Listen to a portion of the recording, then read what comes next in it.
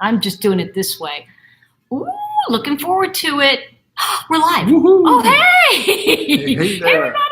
So I'm with DutyRon. We're in New York City. We're actually sitting in the, I think it's kind of like a breakfast room kind of thing in the downstairs lower unit. And we're kind of like just chilling out. I'm letting people gather to kind of figure out we're here. Ooh, hi guys. Hey, YouTube. So I wanted to, do you want to tell people you're on? Yes. I'm just going to, it's fine. I'll do it right straight through here. Welcome in, everybody. Thank you for joining Tori's YouTube Live. Hey. We are here together. Yeah. So we were talking about like coming to the city and, for me not being here for so many years. And then I still think I'm 20, all right? So I drove a 10-hour drive. On Easter Sunday. Yeah, no on less. Easter Sunday. And it took an hour and a half when I reached the city to get through to Queens. And I forgot, I don't know, but it comes back. In New York, just so you know, you hold the wheel and your other hand is always on the horn. So you drive like this, and you're kind of like, I learned to drive in Queens, actually. So, Born and raised in the village, yeah, but learned how to drive in Queens. That's better. They wouldn't give you learner's permits in New York City, actually. All right, so what we're going to do tonight, I want to give you all a little heads up. Hi, everybody. We're in New York. So one of the things that we are, we're kind of like chilling, like villains. And I brought up something that I wanted to talk to DutyRon about, and that's particularly the cycle of the Menendez case, which we are going to cover tonight. Yes. But I also wanted to I didn't tell you the story. So I get here last night, and I think I've become a non-New Yorker in the sense that I still want to help people immediately as a civilian, not as a cop. Okay, so right. there are a lot of people in New York. They just go, they'll step right over your body and keep walking. Of course, okay, right over. So I'm sitting there and having dinner, and this woman sits down. I'm getting ready to leave, and I hear her say, "You don't have my credit card?" So the guy, this poor man, he's handicapped. He's working in the right. restaurant, and he's like, "Oh, I thought I gave it back to you." Then he starts panicking. He doesn't have her card. She starts screaming, it's her only card. Only in New York, right? She starts screaming, it's my only card. What am I going to do? And I'm like thinking, oh, this poor woman. And I said, let's just find it. Yeah. She looks over at me and she's like, where did you come from? Yeah, that's exactly what she said. She's like, well, what do you mean? Like the idea of helping people, right? So I said, well, we'll find it. And so I literally got up and I went through, those credit card holders they have in the restaurants? Right. I went through everyone, and the guy's going, I looked through all those. I said, okay, it's all right. I'll look anyway. Then the poor guy who's like limping, he runs out to the other hotel. Oh, my goodness. Because he thinks the guy who he gave the credit card to is staying there. Yeah, so he's going over to, And so I walk over to the woman, and I said, and I turned. I said, somebody told me to look down under the bar. There's your credit card. Right and I there. said, oh, here's your card. So it took a girl from North Carolina to figure out the crime, to figure out the caper. I solved the crime. So this poor guy comes back and they go, oh, let me buy you a drink. I go, no, give me a dessert tomorrow when I need it. There you go. So I'll probably get my dessert tomorrow. But I was Cruise telling Boston just said every city needs a Tory. I agree. You just become one. We love that. Hey, I want to say hi to Texas Lassie. She's our friend. We both really dig her. Just kind of take a moment and just acknowledge people. Joey Brooklyn is in here. Hey, Joey B, what's going on? Texas Lassie, my good friend from Texas. I know. Love the great people from the great state of Texas. I love them. Dawn's here. Hey, Good Dawn. to see Black you. Rose, good to see. I just want to do a special shout out to all the mods because they do so much. Yes. And you really, if you see the little wrench, it's not, they can hit you over the head with it. So just remember, what do we say? We say what you mean what you say, but don't say it mean. Just be nice to each other on our channel. And the thing is, look at our channel. I'm like already, ooh, we're getting ideas. So She's getting ahead of herself. I'm already ahead. I got to slow her down. I know. It's like, okay. So I wanted to just say I'm super excited to meet DutyRon because, there is so much strange competition with a lot of the creators, and I don't get that. It's very unfortunate. It is. And I feel like, you and I are on the same page with this. Is I'm happy when you're successful and vice versa. There's a lot of people who are not on that same page. I think it's fear-based, right? I not only is it fear-based, we live in a competition world, as we all know, and when it comes between the ladies, you throw in a whole nother dynamic into it. And I don't even want to get into that. But we all know that, it can get a little bit sticky with the ladies. But at the end of the day, we're human beings. So supporting each other, for me, I'm all about lifting people up and trying to help people. And a lot of people in the chat can tell you, and people who watch this replay, I come around onto their YouTube lives that they do, and there's 2 or 3 people in there. And I have the ability to do it because I'm retired. Somebody like yourself, you're working hard, you're doing a lot of different things. She's got a thing. She's an important gal. Whereas DutyRon has. Pretty important. If you would have caught me 20 years ago, I wouldn't have been able to do this. I would not have the time. So I'm retired now. So. Speaking of 20 years ago, so that's the segue to talk about the Menendez case. Perfect timing. Thank you. So no, I love it because one of the things that I started sharing with DutyRon that was very interesting, because y'all know, like if you're watching this, I got really into the Menendez case, and one of the things that happened to me, and I don't know if I've really shared this with you. I think you've watched some of the replays, but one of the things that happened to me is, as someone that grew up with verbal abuse, and I was talking about this today. I had a big meeting in a magazine. I won't say the name of it. But, we're talking about stuff, and I said, we're like Highlanders. We can see each other. And it's kind of like we were just talking about this before. It's like you can look at a criminal, and you can kind of see the wheels turning. Yeah. Would that be accurate? That's very accurate. Very accurate. Not all police officers, not all detectives have that. Sometimes it's a learning thing for them. For me, it was built in. I had it from the get-go. You had all that crap happening too, though. I've heard some stories, but fly by the seat, right? Right. So here's the thing. So 24 years ago, we were just looking at this. There is I want to say it's an LA Times article, okay? Yes.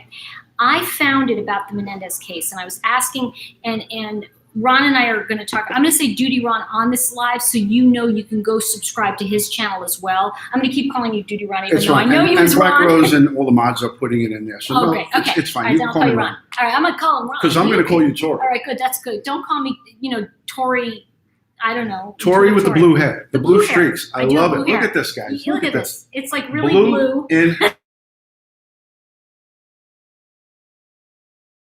With the magazine. She did it because she knew she was meeting a retired detective.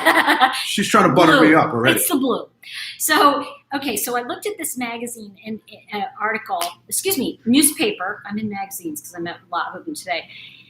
I looked at the newspaper article, and what was fascinating was and I'm just going to share, because Ron was saying to me, you can just share the title. It is actually from the Los Angeles Times, and the date is March 20, it looks like 21st, 1996, everybody. And I'm putting it up so I can see it. You guys can't because I don't know how to share. He can do it. But anyway, I'll put what I'm going to do is I'll put it up in my community room, because that's where you can put posts. Okay, so it's basically UCLA. Check this out. Oh, should I start with the right side? Okay. Yes. So the right side says Menendez's are found guilty of killing parents, right? And it talks about the verdict. On the same front page, like literally the front page, on the left side it says UCLA eased entry rules for the rich and well-connected. And how fascinating is it that we are now, literally, everybody, this is for 96 and we're in 99. Yeah. So we're like 23 years. Yeah, 23, right. 24 years. Okay. When you told me that, it blew my mind because I was not aware of this. Mm-hmm. And it brings this whole the Menendez case right full circle. It brings it in time-wise. And this is what we're talking about also. Amazing. And this is where, everybody, when I talk about spirituality, astrology, all of these things, one of the things that's really fascinating right now, Ron, is, and just in terms of planets, and you guys know I'm less woo and more you, so I'll say this part, which is 24 years ago, Jupiter was in the same sign it's in now. And Jupiter, just so everybody knows, it goes through all the signs. It's basically a sign a year, give or take. And for those who are astrologers, you'll know, if you This is all Chinese to me, just so I'll put it in English. But I'm understanding. Basically, Jupiter is the planet of luck. It's the planet of, it's basically expansion of ideas. Okay. So it's supposed to be a very expansive planet. Now, what's happening when we look at how the I want to call you too, Me Too, whatever movie, You Too, whatever, the Me Too movement, right? Now, check this out, and because I did this video about this, saying, hey, double standard, right? If we're going to believe her, we have to believe him. It just that's like how I roll. Like you don't get to say, like if Christine Blasey Ford gets to say that he, she accuses someone, right? Well, if we're going to believe her, then we have to believe the Menendez brothers, bear with me, when they said it. Now, here's when they said they were abused, right? Mm-hmm. Here's the issue. One has no proof. The other does have some proof. And I'm going to talk about the proof tonight because it did come up, and I'll share that with you. Because I really have him here because he's going to look at some stuff for us that I think is very interesting. Two things. When we look at those two different occurrences going on, and we look at the 24-year cycle of it coming around twice now, if you look at where we were 12 years ago, okay, so we're now in what, 2019. So we're looking at 2007. It was right before a big crash. It was right before a big recession. Yeah, I lost a ton of money in 2007, as we all did. Mm-hmm. So the crashes that can happen around Jupiter end up being lucky, because what happens is they actually turn into something positive eventually. Correct. Because the truth is, if some of us didn't lose the money we lost, we wouldn't have been doing the things we're doing. So just to let you all know, that's like the base. Right. Here's the part I want to bring up with DutyRon. Now we look at how the whole idea of the college scam, they were talking about this 20 years ago. You saw that. Right. And now the Menendez brothers are found guilty of, notice it says killing their parents. It didn't say murder. No. And I think it's really interesting. There was a book, and I actually did a whole video on this. It's coming out. I think it's Wednesday, you guys. But I don't want to get into all of that. But what I do want to say is that as a retired police officer, detective. My father would kick my ass on that too, because he'd go, "No, I'm this." Oh, okay, it's like calling a colonel, or a general, a patrolman. I know, a corporal. That's not right. Sorry about that. No, sorry, my bad. So what I wanted to do was, you all have seen this picture, but I know they're like, "Yeah, tell her." I'm not letting her get away with it. No. Okay.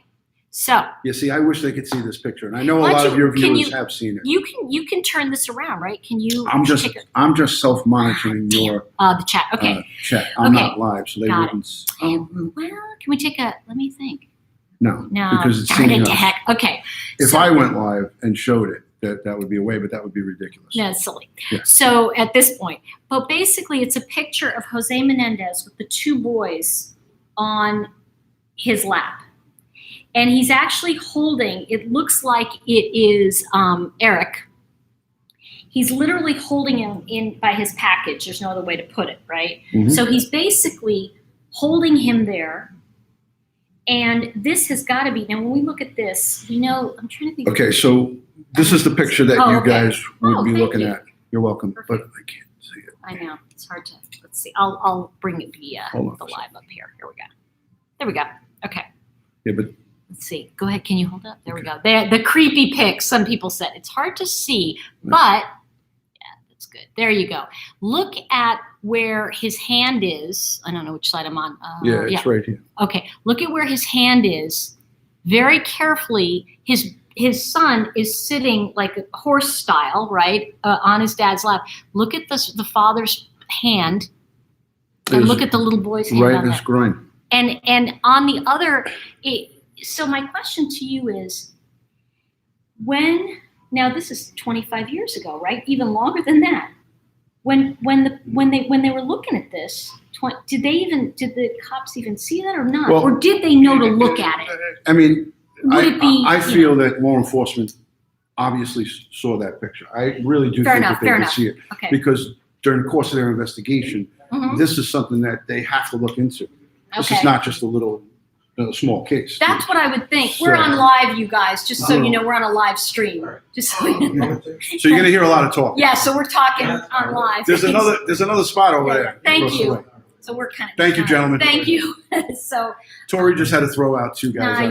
They're like, poor. I knew they were having a meeting. If you could tell. between you guys, she knows I have my pistol with me, and she's taken it full advantage. I am, so I'm protected. Yeah. I can say anything. So back onto this. Yeah. I feel strongly that any investigating authority is going to look into photographs that are, and this was in the Times, I believe you pulled up. Where was that? That picture of holding the boy? Yeah. That was in their photo album. Yeah. So they look through everything of their home. In a homicide investigation, it doesn't matter if it was 40 years ago. They grab everything from within the dwelling. Do you think that they had the same awareness then, though, of that we have now? Well, I mean, because so much was not that it wasn't paid attention to, you guys, but it was more like. Right. I mean, technology has advanced tremendously in the investigative field. There's no question about that. do you think awareness too? Okay, but detectives have been detectives for many, many years. And when it comes to homicide investigations, the book doesn't change quite a bit. What it does change is computer forensics. That wasn't available back then, maybe. There was DNA, wasn't even in the picture. Okay, but we knew who did it. These photographs were probably, taken a look at, and they probably just said, how are we going to prove that these kids were abused?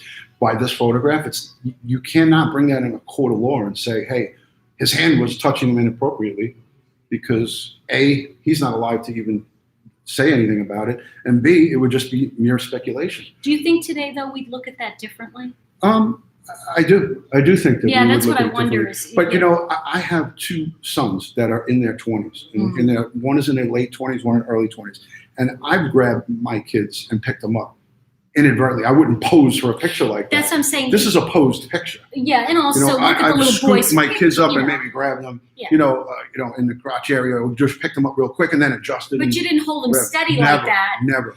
No, that's a photograph. Hey, smile with daddy, and it looks like, I don't know which of the two. This one is. This one's. I want to say this is Eric. That's live. Okay, so Eric looks very uncomfortable with that. Yeah, and his hand is there, almost like he's trying to say, get it away. We taught you. Because it's a photo. It's not video. I mean. It's disturbing. The other thing that has come out, Ron, and I wonder about this because I talk about this in a. Let me just see what's. How old are they in the picture? They look They look very young. I'm going to guess between one looks 5 and one looks 7. 7, yeah. Something like that. I would have said that. Yeah, 5 to 7. 5 to 7, and so what you're talking about is that a little boy at 7 has a different understanding. Did you put a link in the chat for people to go and look at that? If you could put that link in the chat, just copy and paste it. I'm gonna have to give Tori a tutorial on how to live stream when we're done. I know. I'm gonna get a little. Because I'm not new at this. I've been doing this for a couple years. He's been doing it for a while. Let me see. I actually do have. Joey, can you get in your car and come on over here? Yeah, Joey, can you please? He's got to. We got to talk about this. So actually, you know what? It is actually. How are you, Sully? Good to see you. I know. I'm just gonna. Yeah, I'm gonna go look here because I think if I go to. Hold on a second. I may be asking for too much here. But so Tori's working on that, guys. So what she's bringing out is the differences in how an investigation might be conducted now in 2019 as opposed to 23, 24 years ago. There were some differences in fine-tooth comb type thing where it comes into computer forensics and analytics of, no smartphones back in the day, but there were, it really didn't even have the internet back then. So there was no internet. There was an intranet where bulletin boards where you can go in and chat with people. I remember the early days of that. But at the end of the day, this is now coming full circle where these, victims, if you will, and I feel that they were obviously abused. I agree with you. I watched some of your lives. I really never paid much attention to the inner workings of this case. But since you started talking about it, I, of course. Well, yeah, and DutyRon snaps into. I know you go in detective mode. I did, and I didn't do much. I did a little, and I really feel strongly that these boys were fighting back years of abuse. I think so too. And I'm not saying that. Obviously, like you touched on, if you commit the act of murder, no matter what it is, done. If you kill someone, take another person's life, you have to pay the price for it. I agree. But there's more to this story. I mean, these are victims of long-time abuse. Yeah, that's what I And sense. here it's coming back to, as she's showing, pictures when they were 5 and 7 around. Don't hold us to those ages, but around 5 and 7. It's disturbing. It's disturbing. And I think we're different now and I think, like you said, law enforcement has changed, but I also think, and stop me if I'm wrong, I think there's more of the awareness of abuse and the more talk about it. Absolutely. Do you find that there's more training in law enforcement around, because obviously the most dangerous situation, I'm just going to say it, domestics, right? Do you think that there's a bigger awareness around domestic violence because of? Absolutely. The officers nowadays that are going to modern police academies are receiving intense domestic violence courses. Everything is child abuse. There's workshops, there's child abuse. There's actually live at the academy. I know I'm speaking for New York City. They do a domestic violence workshop in the academy. I think it's 3 weeks. Mm-hmm. That's a long time to spend in a domestic violence. What's the most dangerous? Right? Granted, it's one. It's a 1 hour block a day for 3 weeks. But that's all you can take. Yeah. I feel like, can you imagine 8 hours a day of domestic violence class? I received retraining during the course of my 20+ year law enforcement experience. I received training on verbal judo, three days, an hour a day, and that was torture for me because I already know and practice verbal judo before I even became a cop. You've been married a long time. I've been married for 28 years. Wife, by the way. But what I'm saying is that the verbal judo for me was a waste of time because I knew and I used verbal judo before the department started trying to train 30, 40,000 officers in it. But for me, I feel that, no matter how much education you give to the masses, to troops, there's just, you have to put that into work. An example, I'll make it brief. No, I responded to a call for a child screaming in Crown Heights. So Crown Heights is divided into 2 parts, a Jewish side and African-American side. And I was in the projects. We were on the African-American side. We went to an apartment where it was calls for help. And without going into all the details, because I spoke about this on one of my lives, I was with a female officer for the night. My partner had court, so I had a partner who I don't usually work with, who was a female. And it was a young boy, 8 years old, laying on the couch at 1 a.m. His mother answered the door with a 40-ounce in her hand. Oh. Right away, my suspicion was raised, and she went to close the door on my foot. It was in the housing project. I put my foot in the door. I said, "We just don't want to talk to you. Just want to make sure everything's all right. Your neighbor said that there's a child screaming for help. I'd like to, know, do you have a child?" "Yeah, I have a son. He's inside." I said, "Is he sleeping?" And she said, "No, he's up. It's 1:30 in the morning on a school night." Doing so my partner with me, who had more experience than me, she said, "Let's go." And I said, "Go? I'm not going anywhere." So I pushed the issue, went in there. Make a long story short, he was burned 80% of his body with cigarette burns because his mother said that he didn't get good grades in school and he was acting out, and he deserved it. Well, it was one of the first times I put my hands on a woman, ever, because she came out at me with that 40-ounce bottle, and I had to give her a quick rap, and down on the floor, handcuffed. We had to arrest her mother, who was 78 years old, because she failed to call and make the report. But this is all, This is family structure, though, right? If I left it to the other officer, she was handling that job, we would have left. See, that's what I'm wondering. When so mistakes do get made. Yeah, that's what I mean. And we're humans. Well, we were talking about this earlier of it's one thing if a mistake is made, where it's not a lie. Right. If somebody parks on the wrong side of the thing, it's different. Correct. But as an FYI, as a sidebar to this, I left a lot of details out. And if you watch one of my previous broadcasts, I think it was labeled Day on the Job, Day in Life on the Job. You got to look. I have 178 videos. DutyRon. Yeah, if you go into DutyRon. Right. That's his channel. So I'll look at it in the coming days. Joey or somebody, if you could find the link to that particular broadcast, can you put it up for us now? You may have to dig for it. So you can search. But anyways, at the end of the day, what I'm trying to tell everybody in the chat, because I see a lot of the questions in the chat, I left out a lot of details to that. But that was the basic, that was the condensed version of what a police officer deals with and how it could slip through. That kid, they might have called the neighbor 15 times before that. Mhm. I didn't even bother to check because I already made the arrest. That woman was arrested, and her sister was a New York City cop. Oh. And her sister, the one who abused her son, her sister came to me and wanted to make a complaint because I gave her sister a rap. And I said, you know, your sister came at me with a 40-ounce bottle and she was going to try to hit me with it. And do you know that your nephew has burns on 80% of his body? And she was like oblivious to it. And she just was saying, because I'm a white officer Right. and her sister's black, I arrested her. She turned it into a whole race thing.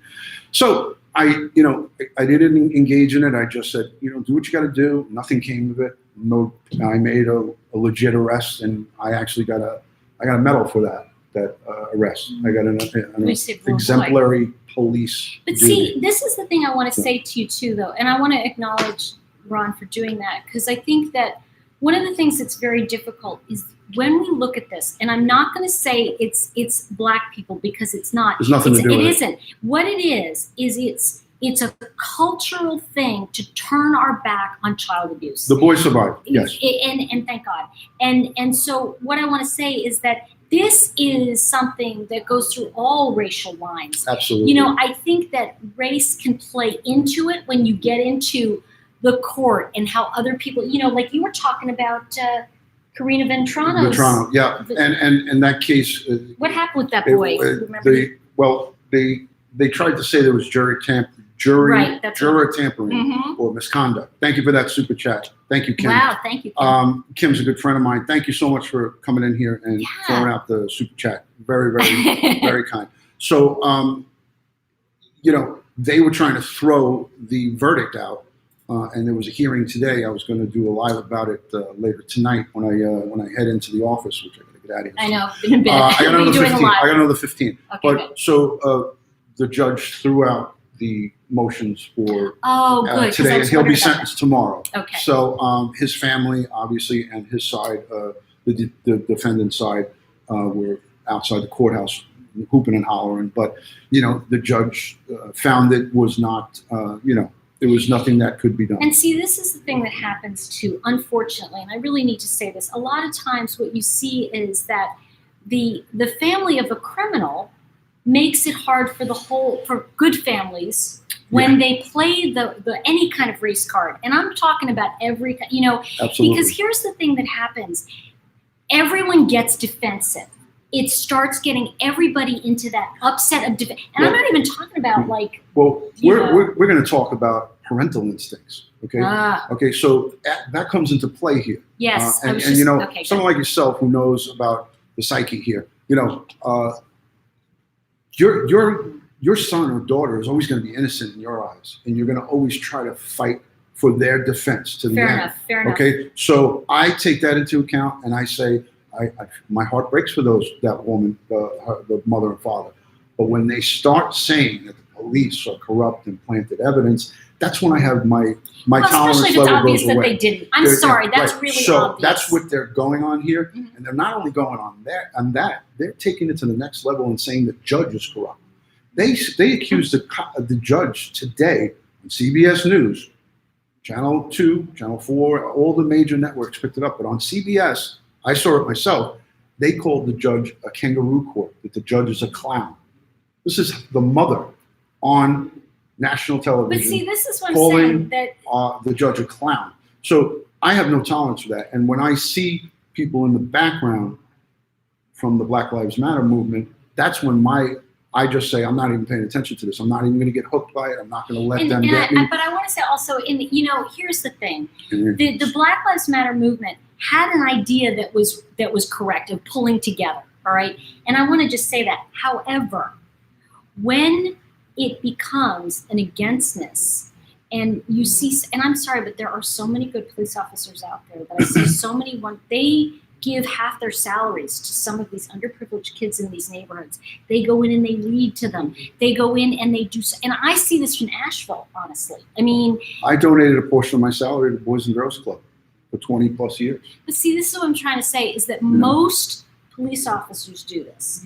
And I think that what happens is when they're called a name that really doesn't fit them, it becomes uncomfortable. It's offensive. And it is offensive because they're trying to do a job. And here's the thing. There's always, listen, you know this, Ron, there's always a bad apple. Absolutely. You can't help that. I speak about it all the time. But listen, I'm the first to come out and say, when I see a police officer that acted incorrectly, whether it was a white, black, anything, female, I'm on it. And Joey Brooklyn, Maddie Sully, he's here. Joey's he is. Oh, good. Hi, Maddie. Hi, Joey Brooklyn knows the story with me. I come out and I talk about corrupt police. I talk about police that make bad decisions and that are wrong. If I see something that's wrong, I'm not going to sit here and defend something that I feel strongly about that's wrong.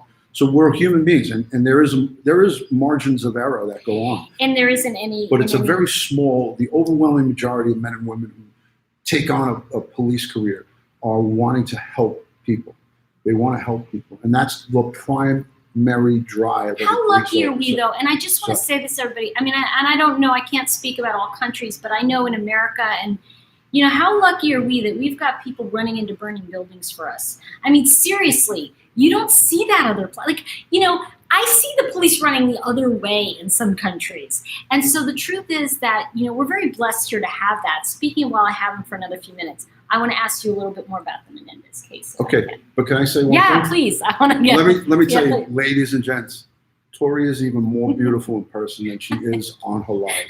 She is wonderful. We had such a great chance to meet, and I'm so excited that we did. I'm honored. And I just want to say it's so nice to meet a fellow creator, because one of the things also, and I didn't say this early on, is that, I've reached out to other creators, and they some of them just ignore me.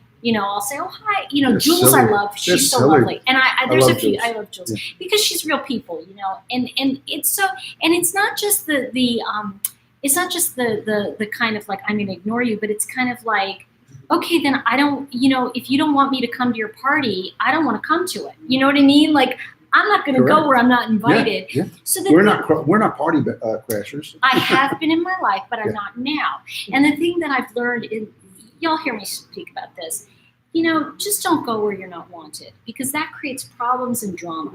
And, I'm seeing so much little drama going on and different people. And the thing I want to say about that is this is very hard to do alone.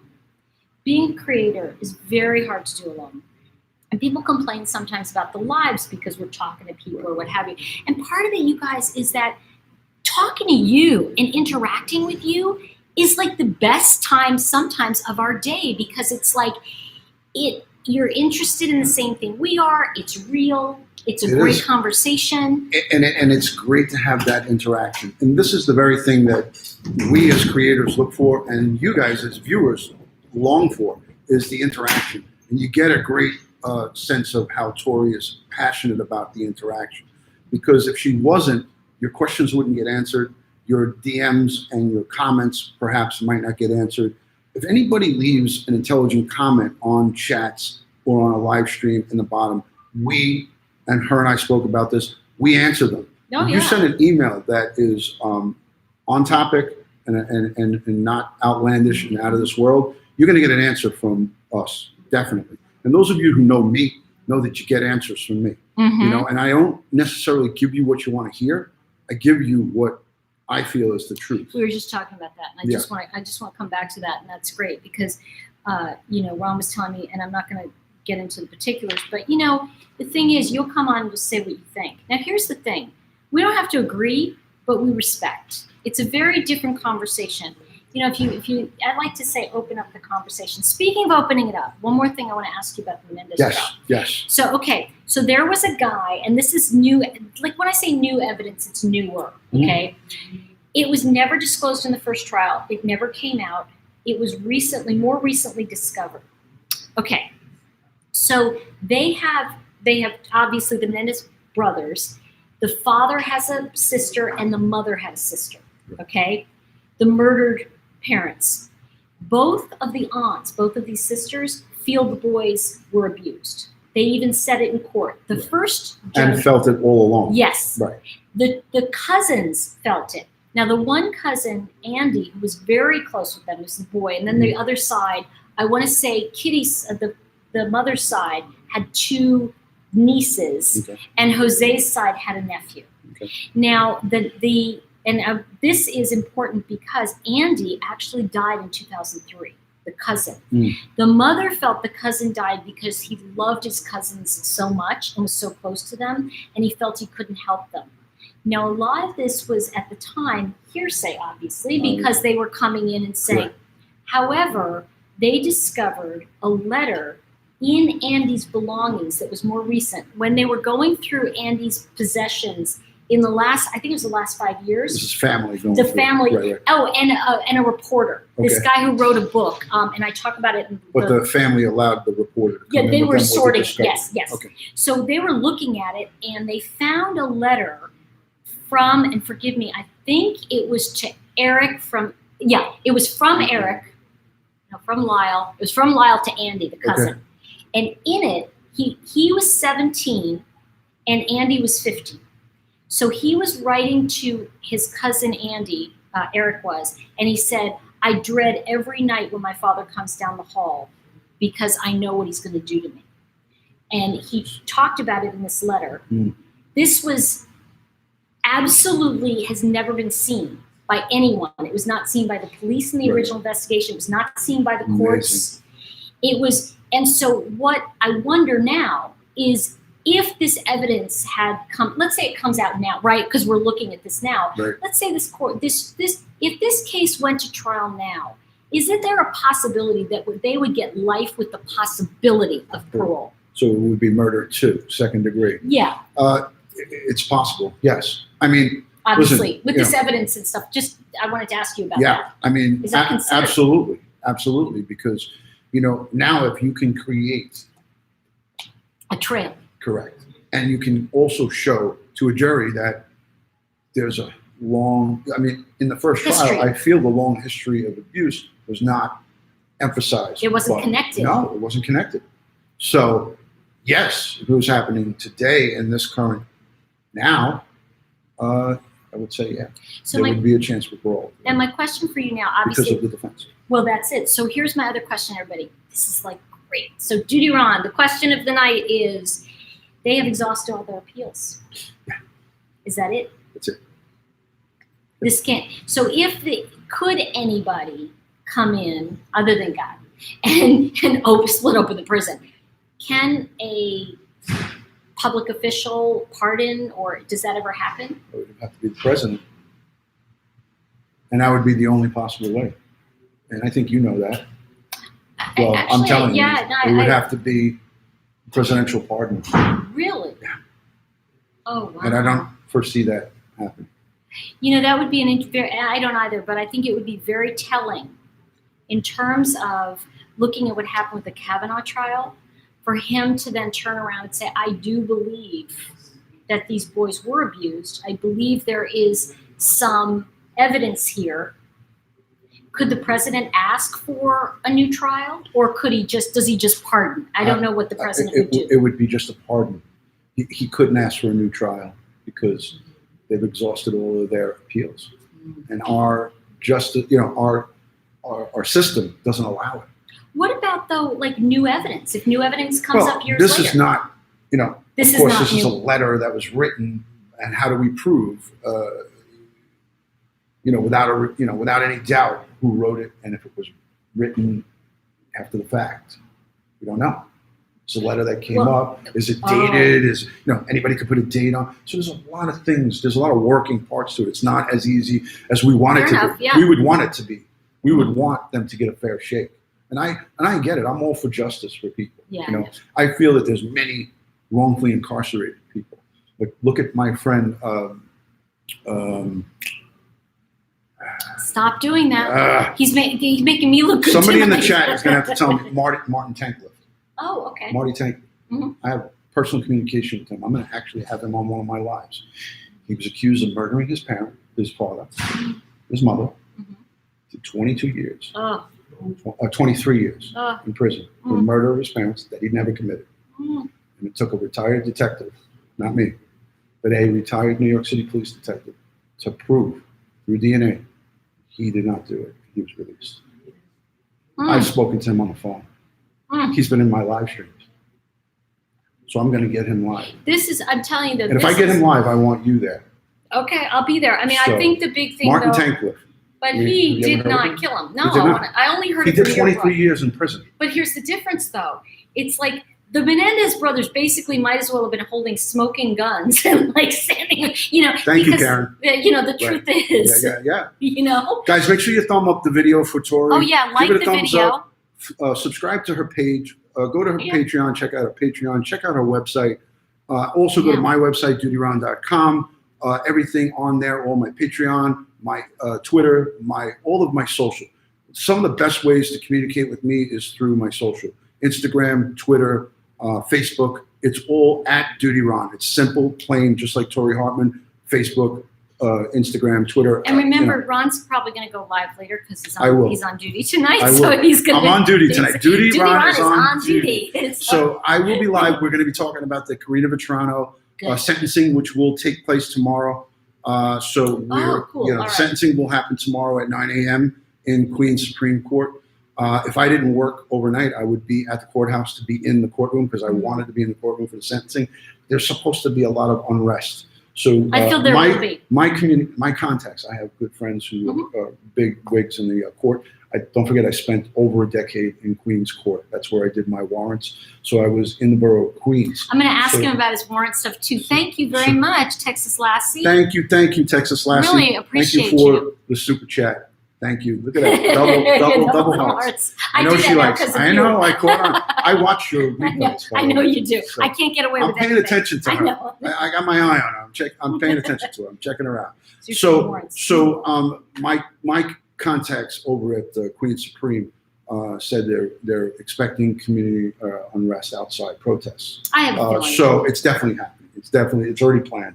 So he's going to get sentenced tomorrow. It's going to be 25 to life without parole. He's got the two A1 felonies plus the sexual abuse. So it's going to be like 2 lives plus 84 years or something ridiculous. I always laugh when they do that. 875 years. But I also called that this was going to be thrown out. Today's hearing I called it on my live. I did a lot of, I know about, the difference between a patrol officer and someone like me who worked as a detective. In the courts too. I worked as a detective for over a decade. So close to 15 years. So the detectives work closely, much closer than a patrol officer with the district attorney because I have hundreds of cases at any given time. So each month I could be holding 150 cases. So when I close these cases, I got to see the district attorney. Right. I got to work with them to get prosecution rolling on the case. So we have a lot more, patrol cops that make a summary arrest. They make the arrest. It goes to, they get arraigned, they get processed, and it goes to a grand jury. They testify to grand jury, but a lot of them don't go to trial. People just take the charges and they take a plea bargain and they're done. Right, they plea it out. So most of the cases don't get fought, but the cases that I was going after were felonies. So most people who get charged with a felony, they try to fight it, right? Okay. If you have a misdemeanor, say a DWI or anything like that, or a first offense misdemeanor, you're going to get a slap on the wrist, first offense. You're going to get disorderly conduct, and it gets pled down. So there's no fighting. Before he has to go, I'm going to ask him a question. I'm going to ask you about Lori Loughlin. I'm married already. Oh, sorry. Go ahead, Lori Loughlin. And he has such a great wife too. I got her a gift. I'm going to run up and get it because. I got a really cool gift. Very nice. I'm glad. I'm wondering where my gift is. That's what I'm wondering. He's got the gift. My gift is right here. He married a great lady. This is the gift right here. He married a smart woman. This is the gift. And she's very smart. All right, so here's my question for you. And Lori Loughlin, who I love, and I just hate what they did to her by taking her off because I'm a Hallmark junkie. But that said, Is she being completely naive? Is she completely going to be up S Creek without anything to float down? I mean, this is a Fed crime. It's not looking good for her. It's Fed week. It's Fed week. Not only is it Fed week, it is a sensationalized story that is running. The media is running amok with it, and it doesn't look good. If you're asking me what my opinion is, and it's just my opinion, because don't hold me to this. Well, we all thought Smollett was going to get some time, but I don't know. She's up the creek without a paddle, without me cursing. Yeah. Love the blue. Love the blue in the hair. Well, and I want to say this too, before you take off, because I could I just want to keep. Thanks, it here and Matty ask boy. questions. Thank you. Thanks, Matt. Good to. Mets, Yeah, there we go. Oh, home run. Okay, good. And you know what? We're literally up the street from Shea, because I got off. City Field. I don't know. God. Okay, Jets or Giants? Giants. It's usually Mets, Jets. I know there was this, because I was Met Jet. That was me. So, guys, I want to just say thank you to everybody in the chat for the positive interaction, the super chat for Tori. Thank you, guys. This is great. I have to bounce. I got to get out of here. So, because I have an obligation. She was late for the party. I was. She, as in typical woman fashion, business was first. So I was ready for her at 5:00, and she. It's like, I was like. I picked her up at 9:00. So 8:27. Anyways. All right. It was a pleasure. Thank you, guys. Thank you, guys. We're gonna do this again. Yeah. We're gonna do it This again. was great. We could work this out where we could do it through like the. He's just gonna have to show me. Yeah, the Zoom. There's a Zoom application. I that you love can Zoom. I download. use it. Yeah, I have it, and we Okay. can do it, and you can have split screen and all kinds of craziness. Because I do need to ask DutyRon about this, not right now, but I will. I want to talk about those two, the cover of the LA Times and the cycle of crime. So we're going to talk about that Absolutely. in another one. Yes. Where we look at how all of a sudden people are getting caught for their crimes and tried for crimes that seem like what? And then other crimes like Smollett. We look at things and go, what? So I want to say that justice is adjusting.